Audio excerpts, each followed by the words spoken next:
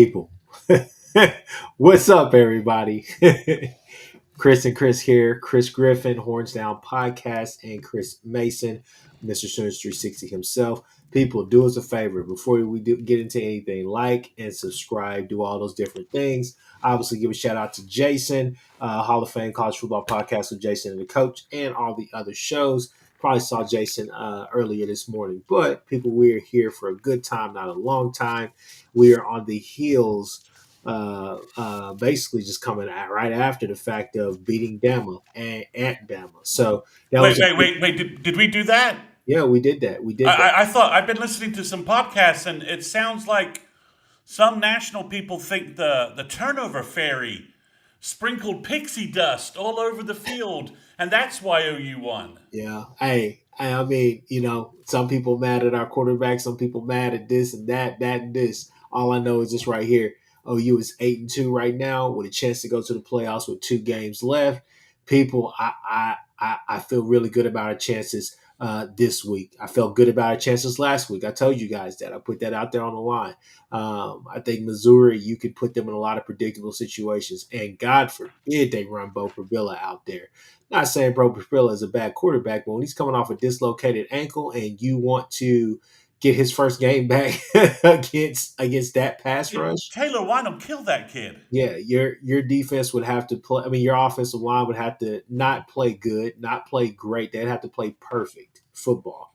That means mistake free, all of that. And I'm just not necessarily sure that's what's going to happen. Regardless, though, again, we are here because we want to talk recruiting tonight. Chris Mason.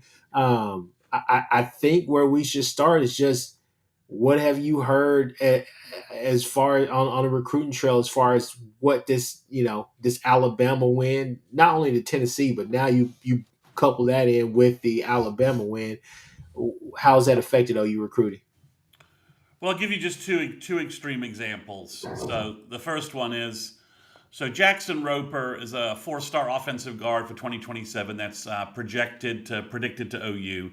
He's been going around the country taking visits at big-time schools. He was at Ohio State. He was at the Horseshoe. And OU coaches and the front office staff were at the game when the game went wrong. When it was over.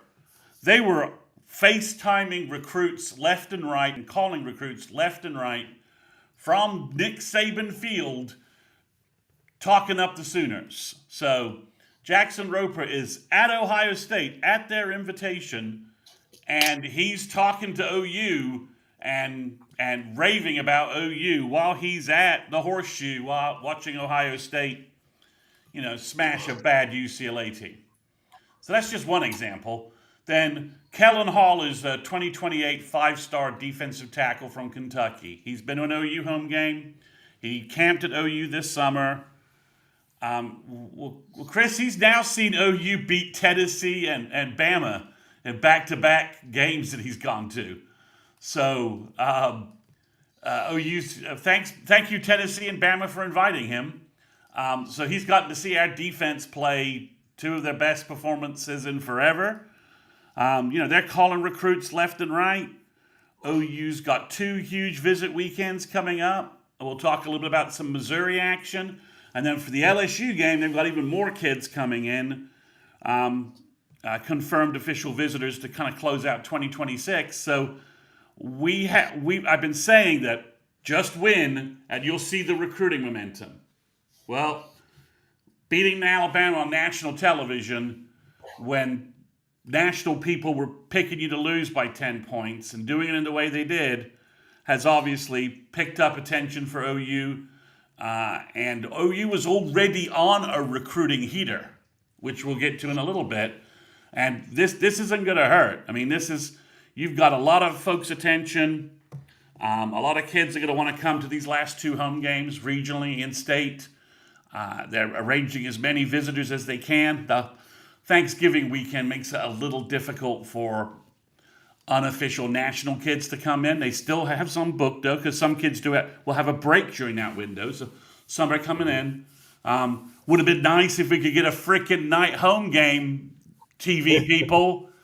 LSU game. Because the Missouri game's always been an 11 a.m. kickoff. So everybody knew that. It's been known for months. So, but the LSU BS not giving us a home night kick is a little much. But all right, guys, whatever. I imagine they're going to either the Iron Bowl or the Vandy Tennessee game. I'm guessing in Neyland. So, um, yeah, Case in the Cowboys. KJ Ford is going to flip to A&M. I'm sure he's a really good kid, and I'm sure he could have a really good career. But who cares? OU's not recruiting him. They haven't bothered to recruit him. They haven't bothered to engage with the kid and try and bring him in. So, from that perspective, so that's just what it is. So, but yeah, it's Chris. We're gonna see as long as OU takes care of business, the momentum is just like it's like a snowball or it's a steamroller, right? Just keeps building momentum. We just took huge steps forward, two huge steps forward again, and maybe three steps forward in Tuscaloosa. You just can't go back a step, right? Just gotta, just keep moving forward. Big home crowd, big win against Missouri coming up, hopefully, and then you take care of business against LSU. I mean, the crowd should be psyched for the weekend. Our crowds for home games have been great. Um, Prospective, prospects have mentioned that left and right, but it's it was huge. I mean, it's basically the brand that ran college football. You went into their house and you kicked their door in and were more physical and more clutch than they were. You just no one expected that, and they took care of business. So that resonates with recruits everywhere. Beating beating Baylor doesn't really resonate with recruits. Beating Alabama across the country, that resonates with recruits. I mean, it's just pure and simple. It's just a very simple, dialectic. Win big football games, get recruiting momentum. Yeah. Not only do you win, but you show kids that, hey, this is still OU. You can win here. You can go pro. You can do everything that you want here that you could do there. Chris Mason, let's go ahead and jump into it real quick. Lead the way. I'll be right back, but lead the way. Silent commits. I know you want to talk about that. Yeah, so we have a silent commit out there. Last week, I think it was maybe Tuesday or Wednesday, Hayes Forsett posted his pony emoji on X on Twitter, and then we got a boomer from Jim Nagy. So there's a commitment out there. So it's not 2026 because those guys are getting teed up for their official visits. And we'll talk about one name coming up that's going to officially visit from Missouri, or at least I believe he's coming in from Missouri, unless things have changed. So this is a 2027 kid. And I'm not going to ruin anybody's moment here, but I got three names for you, and all three names should excite you. So the first name, who it could be Taven Epps.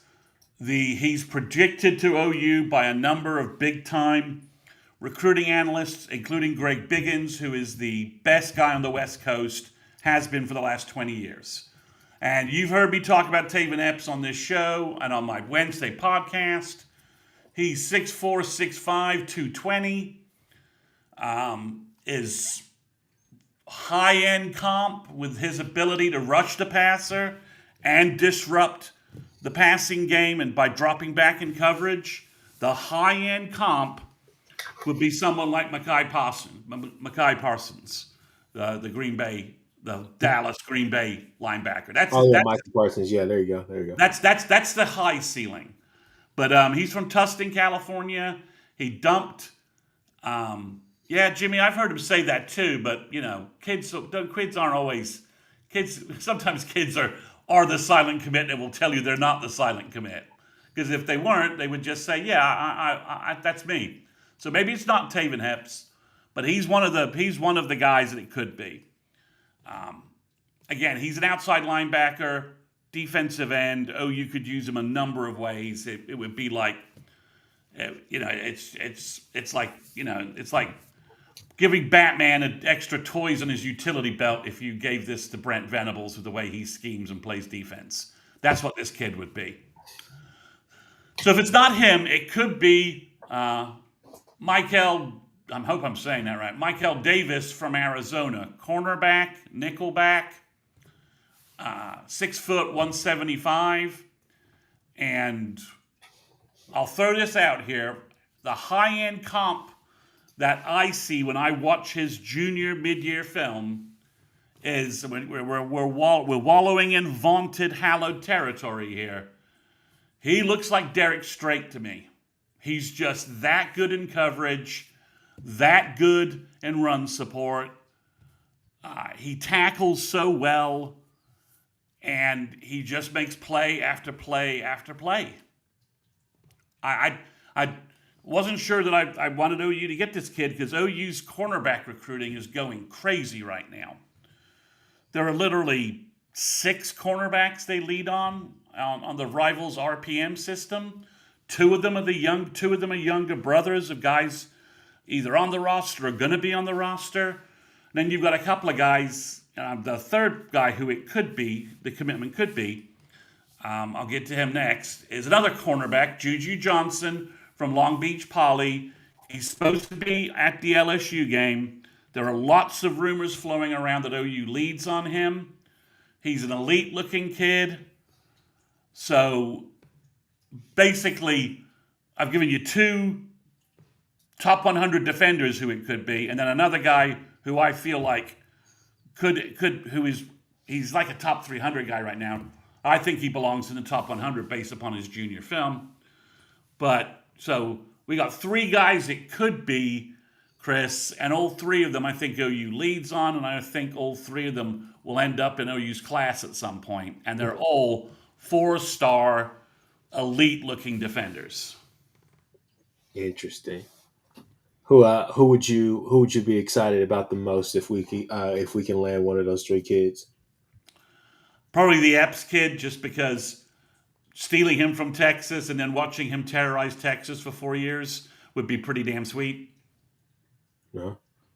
Well, that just that extra bit of FU Texas element to it.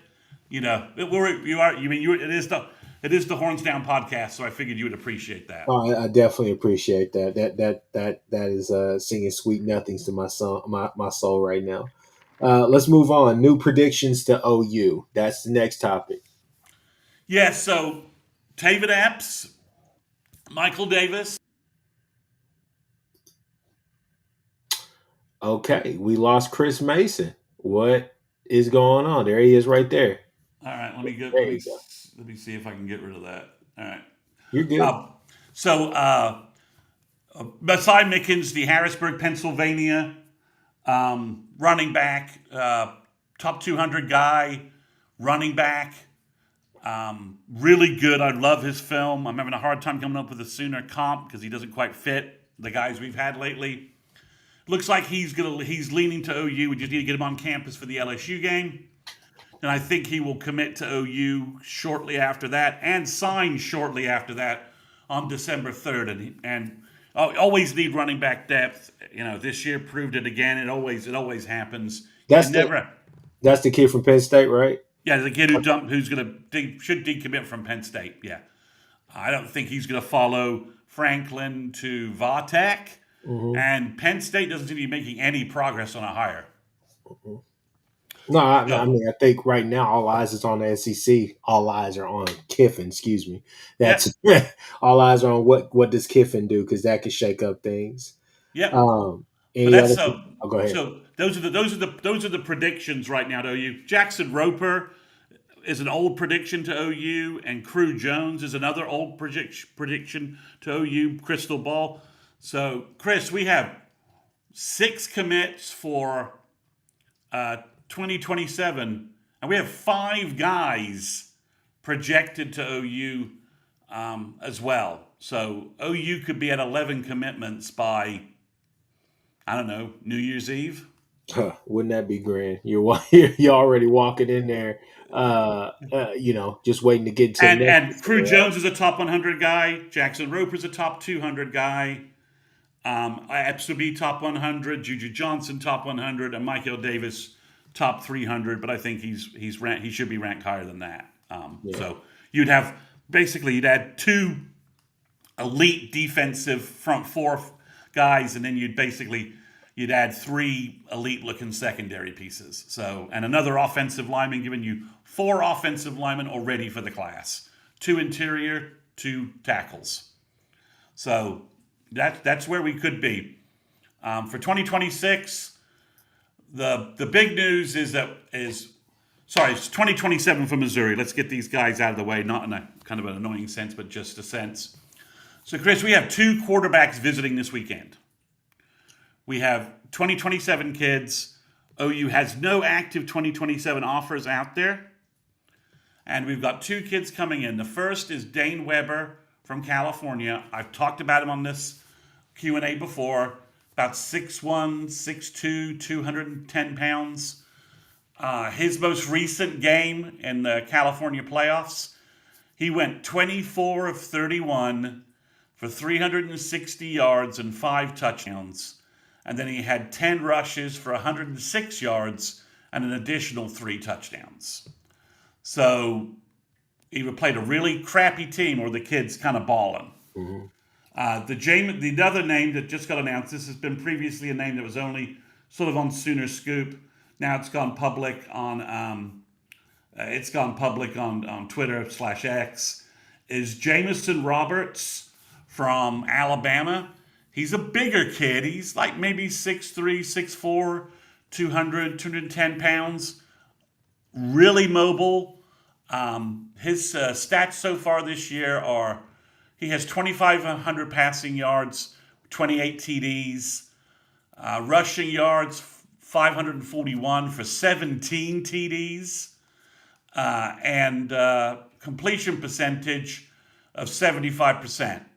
So there's a lot. So Chris, I think Weber's the more polished kid right now, Mm-hmm. but Roberts may have a higher upside, and they're both just juniors. So, I mean, I think some of the problems we've been seeing with some of the hot shot 5-star quarterbacks flaming out is because maybe we're not waiting to see how they look their senior years. We're just evaluating them too early, and we're not getting a full picture on them and how they're performing. So That and a lot of them they're one read. They're one read quarterbacks. I mean, let's just be real. I talked to, when I was talking with Ty one day, Ty Hayes, Around the Table Sports. Shout out to him. Obviously, he's got made a little bit of a resurgence coming back. The guy's been busy, but Ty, I asked him about the kid that I thought would be starting, the Davis kid up there at Michigan, yeah, who, yeah, yeah, at Michigan. You ask about Jackson Normal.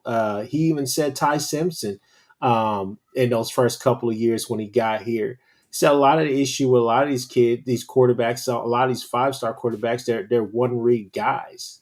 They don't know how to necessarily go through all their progressions. They struggle with that, and that's something that you have to do at this level to play at an elite level. And it's not the easiest thing to do, but it's not necessarily the most difficult thing to do. You just need time. Time should be your only problem. But when we talk to you, it's just like that's not what's going on. So it definitely begs you to wonder. But, I think with this Nagy approach now, at least for me, I think that's kind of where I'm at now. Not necessarily chasing stars, but just chasing, okay, who has the best looking film and who looks like a kid that could actually contribute? Because I think that's what you're recruiting now. You're not necessarily just recruiting depth pieces all the time anymore, or kids that even just fit your system. I think you're getting the best players that are available off the board, and you're going to figure out who can contribute right away, or who's a guy that, hey, we don't have to have him contribute right away. We can get him to learn everything, get him in our system, and get him polished. That way, he can get on the field. You get what I'm saying? That's kind of where yeah. I'm. And I think OU's doing a lot of that with this recruiting class. They're IDing guys that they feel like will have a low NIL number, Mhm. have a sky high potential, and they can let develop for a year or two, right? Yeah. So that you don't have this money sitting fallow on the sideline, right? You don't have all this cash sitting on the sideline. You've got guys developing who have high ceilings. I mean, this would be the Taylor wine process, for lack of a better term, to give us the example of how ideally it should work, right? Yeah. You don't spend a lot of money on him from an NIL perspective. He's a 3-star. You scout and evaluate better than the other folks in the college game. He redshirts. He plays as a monster on he plays on special teams. He's a monster on when he does get in the game. Thinking back to his almost, was it a double personal foul when he Yeah. played as a freshman? And then, like, as a sophomore, he's hitting the field and he's doing everything you want. So that's kind of one way to look at it. So the thing about Roberts is he's, like I said, he's 6'3", 6'4", 200 pounds. He plays for Saraland High School in Alabama. Texas took a kid from there 2 years ago at quarterback who was a smaller kid, like 5'10", 5'11". Not sure if he's still around on the Texas roster or not. Mhm. But Chris, there's some juice to this kid on his film. Like, it's not as clean as Weber's, but there's some, especially when he has to make something up. There's some juice there. It'll be interesting to see if one or both kids ends up getting offers from the Sooners, or if the Sooners decide we want to see more film. We want to see how you guys finish your senior year, see your junior year, see how you finish the playoff runs that you're on, and just take a little time. Don't be in the mad rush that I've wanted OU to be in at the quarterback position, because maybe you wait and see if Peyton Houston doesn't like who they hire. We'll see what happens there. Jets are supposedly landing in Baton Rouge. Tracking jets of the Kiffin family is supposed to be in Baton Rouge. Florida thinks they're hiring him tomorrow, so we'll see. They both can't hire him. So So before so guys, we'll talk just a little Missouri at towards the end, but real quick, Chris Mason or any other kids coming this weekend to the Missouri game? to the best of my knowledge, 2026 edge from Indiana, Dane. I think it's Bathurst. I think I have that right. Let me double check the last name. I hate getting names wrong. Yep, it's Dane Bathurst from Carmel, Indiana. He's an edge rusher, but OU's looking at him. Nate Dreiling is the guy that made the offer and is his primary recruiter. So OU is going to try, I think if they can get a verbal from him, they want to try him at Mike linebacker, because he brings a lot of athleticism and a lot of size to the Mike linebacker position. If you guys have been following these Q&As, you follow my pods, you know I'm a little, let's just call it, I'm worried about Bo Jandro's injury history in high school. I also, when they got Bo Jandro's verbal, kind of concerned about his size, weight, height kind of stuff. He's 5'11", 6 foot maybe.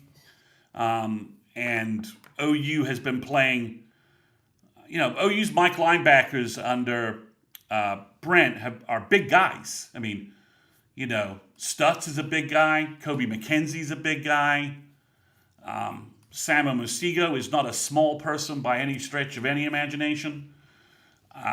So I would like for them to add another linebacker to the class, and just as a backup, they got two Wills in Ja'Cory Smith and Jacob Curry. So if they could get Dane Bathurst and get a verbal from him, I would like the idea of a big Mike linebacker who they could develop. And if for some reason it doesn't work out, you just move him back to edge. He's got really good edge film. I got you. All right, going through the questions real quick. Just seeing some questions in here. Obviously, I think two kids that we definitely talk about the wide receiver position in the 26 class. You've seen Allen's name, obviously the Louisiana kid, the receiver that we have, and then obviously I think Pettit. So go in that order. Obviously with the Allen kid, as soon as Cowboys say he shut down his recruitment, and he will be a Norman for the LSU game. So better win that one. So I guess my whole thing is that he's flirting with LSU. I mean, let's just be real. It's a Well, Louisiana kid. they're flirting with him. They want Yeah, yeah. him. I mean, they're both flirting with each other, but I mean, it's just one of those things. Is he's a Louisiana kid? Those kids go and play for the school. They don't go play for the coach. So the whole thing is kind of just where we at on that one. And then as soon as you get done with that, roll into the petty stuff. Okay, so Allen went to the game. I can't imagine he was overly impressed with whatever LSU rolled out against Arkansas, but maybe he was. With a coaching staff that probably is about to get completely turned over, or at least mostly turned over. So they offered him. He was asked. He wanted that offer. I honestly thought that a flip to LSU was about to happen, but he has shut down his recruiting. He's gone publicly on Twitter and said this, that he's shut down his recruiting. He's 100% locked in with OU. And I imagine as long as his plans don't fall through, he'll be at the LSU game to watch OU. So that looks like that situation has normalized. I don't know what it's taking to get Jaden Petit to flip from Wisconsin. Wisconsin's obviously playing a little better defensively now that Fickle has gotten the vote of confidence, the dreaded vote of confidence from his AD. We're not going to fire him. They're still losing football games, and they're still doing it in unimpressive fashion, and their offense is still a disaster. So OU's still pushing that, still pushing to flip him. I think it might take kind of like a signing day eve, kind of one last big shove to just get him to flip, sign with OU, and I think it's obvious he's having a hard time telling Wisconsin no, either because of the bag or the relationships he has with the coaches. But really, his if you follow Twitter follows his mentor trainer has been featured in like a couple of interviews lately. Well, the two most recent follows by the trainer were Emmett Jones and Jim Nagy. So maybe we're in the final negotiating phase of this flip. Quite possibly. So I would love to have a kid on board, but I'll say this right here: you definitely you need a kid like that, but you definitely got to go out there and help out with playmakers. I think that's kind of where I'm at with the offense right now. Students for Life, he says, who pulled the California running back, DeMarco or Nagy. Real quick before you say that, guy, get some love to Stevie G. Stevie G had a comment up here asking, can we keep the Stacy guy that's on our staff right now from Cali? Can we do that? But yeah, Chris Mason, go ahead and answer that question. yeah, I mean, you can keep Stacy Ford. There's no salary cap for promoting the guy and giving him some more responsibility and some more green. He's done really well. He obviously left the UCLA situation because he knew that was heading down that was heading into the dumpster. Obviously, Nagy gave him a competitive raise. Hell, he could have taken a demotion from UCLA and gotten a pay raise at Oklahoma, Chris. That's entirely possible with the way that the staffs are being run. I don't see Jim Nagy wanting to. I don't see Jim Nagy losing Stacy Ford anytime soon. Maybe somebody offers him a GM job, like a real football program offers him a GM job, and you lose him then. And I think you accept that, move on, and go find the next Stacy Ford. Because that tells you that you can go work for Jim Nagy and then become a GM elsewhere. So that's the best. Promotability is, advancement and promotability are attractive recruiting mechanisms. Anybody in the business world will tell you that hey, I need a GM, and I think a West Coast guy makes a lot of sense. So I can see OU repeating that. But yeah, they'll do everything they need to do to keep Stacy Ford, presuming they're not going to stand in his way if he's going to if someone like Penn State, the new Penn State coach, says, I want you as my GM. Well, they're not going to stand in the way of that. But he's not going back to UCLA, and USC has a guy who's doing pretty well. So I don't think A West Coast, a move back on the West Coast will do anything. Oregon has a guy, and nobody else on the West Coast has any kind of NIL budget. So why would you leave? You're on mute. You're still on mute. He says, I think us getting Allen depends on who and when LSU hires their coaching staff. He definitely could go that direction. I mean, we could see let's say they get Lane Kiffin and they sign him the day after the Egg Bowl. Maybe, but I'm not sure Allen's going to be Lane's first phone call. And I'm not sure that they have time to get that done. So it's going to be really, I mean, with the signing day being so early, if you're signing Kiffin or obviously Vatek has got Franklin in, and so he's got a running start to keep some kids and poach a bunch of his Penn State kids if he wants. So they've got a running start there, but if, he's not, Kiffin's going to be, it's not going to be like, it's going to be like 2-3 days after the Egg Bowl before he's announced somewhere, and we're already going to be in signing day. So, that could happen. He could decide, I'm going to wait to sign to see who LSU's coach is, and OU could say, well, we're sending you papers today, sign or, hasta lasagna. So, that's something OU could do. Well, we'll see soon at Cowboys. We'll see what happens. Florida people think he's going to Florida. So it looks like Ole Miss. This is going to be fascinating if he leaves Ole Miss before they go to the playoffs.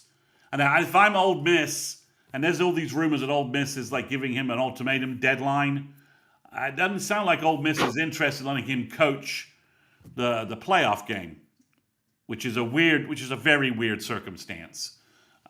If I was Lane, I would tell LSU and Florida, I'm coaching my team through the playoffs. If you want me, you'll wait until January. Mm-hmm. But we'll see. We'll see what happens. I've heard OSU has been given a few coaches kind of a deadline, like a week timeline. These are coaches that are still coaching for potentially a playoff spot. And you're sitting there just like, what? But anyways, I just had to throw that in there. Yeah. It says, could we lose Rodgers to Vatek since Franklin got picked up? He seems extremely locked in with OU. I don't think he was that interested in waiting on Franklin's decision. Because if he was, he wouldn't have visited OU quickly, verbally committed so quickly, and then closed down his recruiting. I mean, he could be visiting other schools right now, and he's visited OU and has just shut everything down. So I think he wanted to find a home, wants to find a place to sign and roll early and get going on his college career. So I don't see him wavering on this, and he doesn't seem to be wavering along anything on those lines. This is a good question right here. Do we really think that Kiffin would bolt with a team in the playoffs? If I was a player, I wouldn't want to play for someone who bounced during us still playing. I mean, hell, kids still wanted to play for Riley, and I think I don't know if I can speak for Chris Mason on this, but it kind of feel like we kind of threw that game. FBI, if y'all want to get an NBA arrest and go look elsewhere to go to Southern Cal. Anyways, I digress. All I'm saying is this right here. It was a weird. I'll tell you definitively. It was a weird preparation week in the Switzer Center for that OSU week. It was a very weird week. But yeah, I think it's a great question. We are in uncharted territory here in terms of this situation, because when DeBoer left Washington, Saban had already left. Saban left in late January? And DeBoer, his team had already, I think, lost the championship game by the time he left Washington to go to Alabama. So we don't have any precedent for this, because LSU and UF are are chomping at the bit to hire Kiffin and get a commitment from him. Um, the only thing that looks vaguely similar to this, and this is a bad example, I'm not even sure I can get the names right. Um, Michigan fired their basketball coach who said he was leaving to go somewhere else. Bill Frieder, I think was his name. And the assistant coach took over for him and like led Michigan deep into the NCAA playoffs because the AD at the time, who was Bo Schembechler, who was a kind of a kind of a jackass AD, said, "I want a Michigan man coaching Michigan in the playoffs." So I don't know what you would do. I don't know if there's someone to. I don't even know who the assistant is under Kiffin that has the gravitas to coach that team in the playoffs. So I think if you're Ole Miss, I think emotionally you want to say tell Kiffin to, don't let the door hit you on the way out. But logistically, do you let him coach Ole Miss? Ole Miss is barreling towards a home game in the playoffs in the first week in the first round of the playoffs. Do you let Oh, Kiffin go? Miss Do you let Mason, Miss Mason, let's back up just a little bit. I mean, you got to answer the question first before you go down that route. Like, I mean, do you even believe Kiffin is gone? Is gone? Yes, I do. You believe he's gone? Where do you Yeah, I think he believe him. landed? I don't know where he's going, but I think he's gone. I think he's probably his agent is probably playing the two schools off each other, looking for the best deal. I mean, that's what agents do. But I think he's had every chance to sign an extension at Ole Miss and say he's not going anywhere, and has not done that. So why are you not doing that?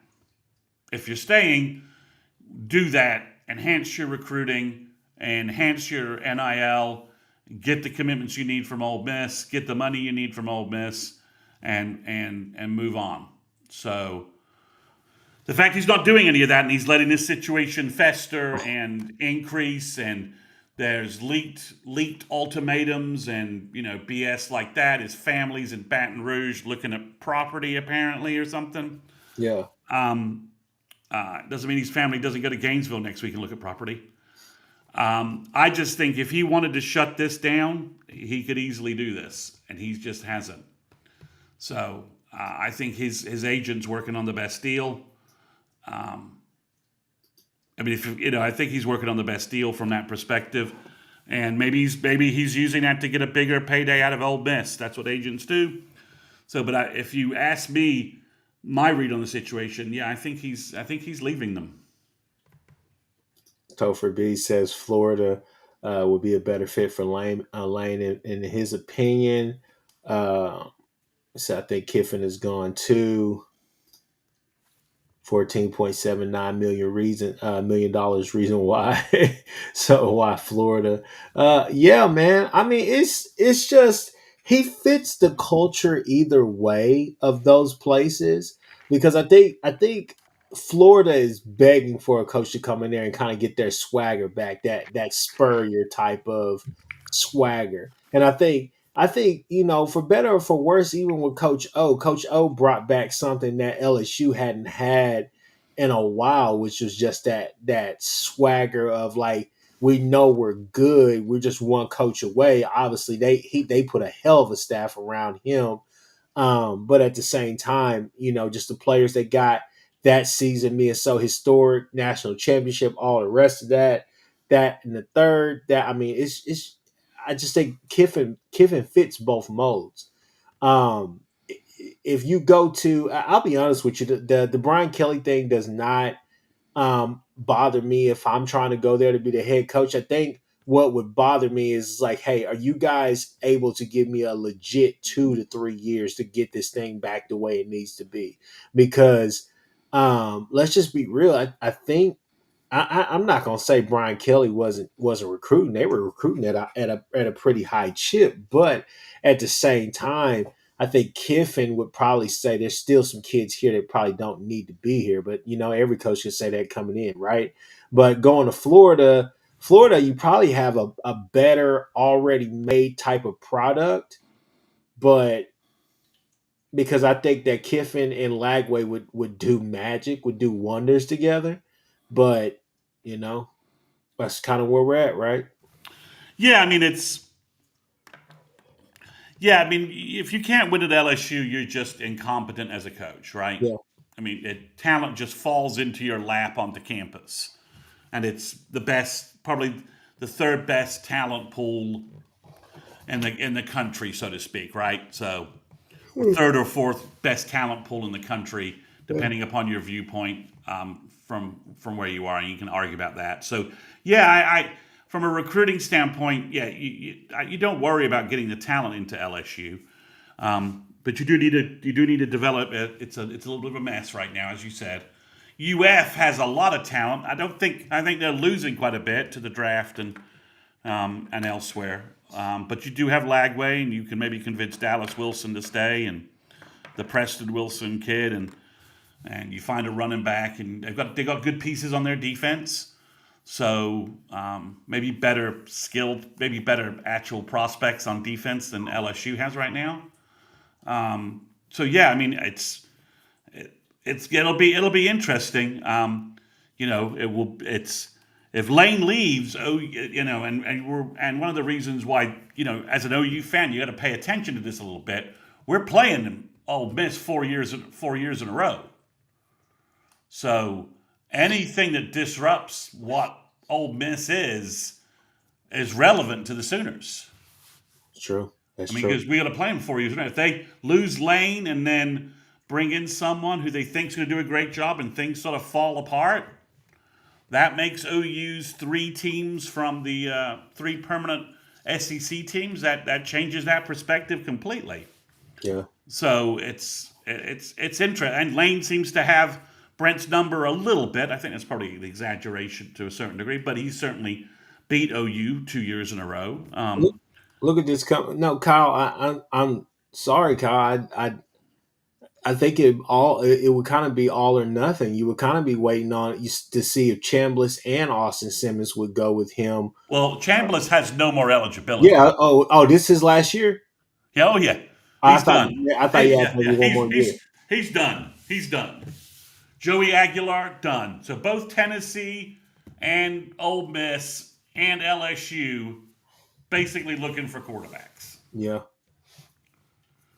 In the portal looking for quarterbacks or ready to promote Austin Simmons if you're Ole Miss and ready to promote one of the guys behind Aguilar. I think in Lone Wolf, this is a good comment because it's a gateway comment for so many other things to happen. Simply because here's the thing, guys.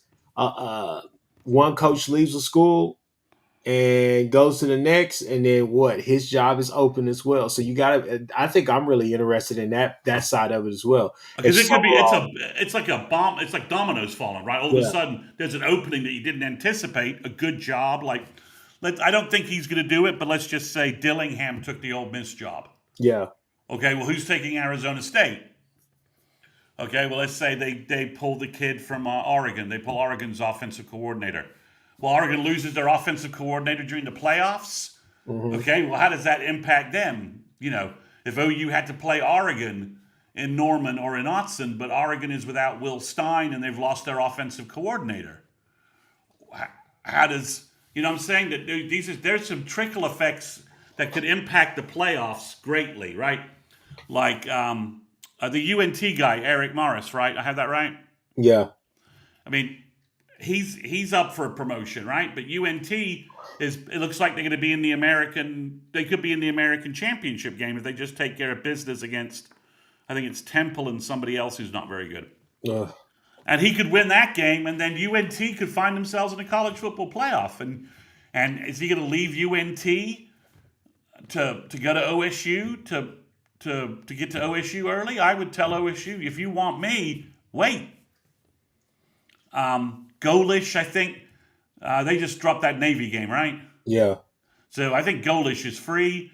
But yeah, but all these things have like recruiting influences, right? If big names are leaving, that puts players maybe that and portal wise, it could create the big portal buffet, right? Like, oh God, from that perspective. So yeah, so if you're OU Win 2 games, stay out of all of this nonsense, load up on the flips you want to get, load up on the 26 kids you want to fill your class, and move ahead with stability and momentum with 2027 kids. That's what you. Brent can honestly say, I'm not going anywhere. This is my dream job. I want to retire at OU. I'm going nowhere. That's where I'm just glad we're not in that hunt. People, real quick before we jump up out of here, because we've been out here for 45 minutes, Chris Mason. Hey, look, first initial thoughts. Looking at Mizzou. Mizzou's a good team. They're a solid team. I hope they don't run Prbilla out there with that dislocated ankle. I'm not just being cocky about our pass rush or this or that, but it just doesn't. It doesn't think about your season next year because that kid has been good for you all year. So you got to think about longevity opposed to just the here and now, right? 3 losses, whatever the case may be. I don't think that you're anywhere near probably making the playoffs. Maybe you have They a don't have even conversation. if they spoil last they don't spoil last season. They don't have the wins to get in. Yeah, but people just just real quick, just when you watch them, gotta talk about the Texas game. Unfortunately, that's how they like to run the ball.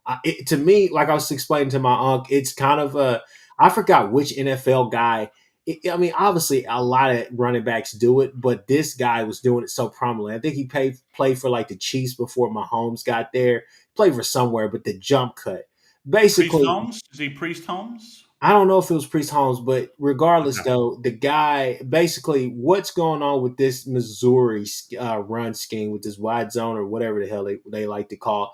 Um, at least when Zoller's in, especially, they run a tight formation and running this and that, but they slide left, they slide right, and I mean the entire line will slide. And basically, you have to play assignment sound football because you have to cover up that back end. Because if you go and watch the Missouri State game, that's where he got all his yards. Both of those backs, Roberts and Hardy, they're just bouncing. They're doing jump cuts, little side jump cuts. Boom, they're out hitting that hole and they're gone. So you have to, when you move that pocket, you have to be able to collapse quickly. You cannot let them see the light of day. The quarterback, Zollers, I'm not necessarily sure how good he is because when you watch the Texas A&M game and you watch the Mississippi State game, Chris Mason, his touchdowns that came in the Mississippi State game were kind of just some plain old hitch routes that Mississippi State is a bad tackling team,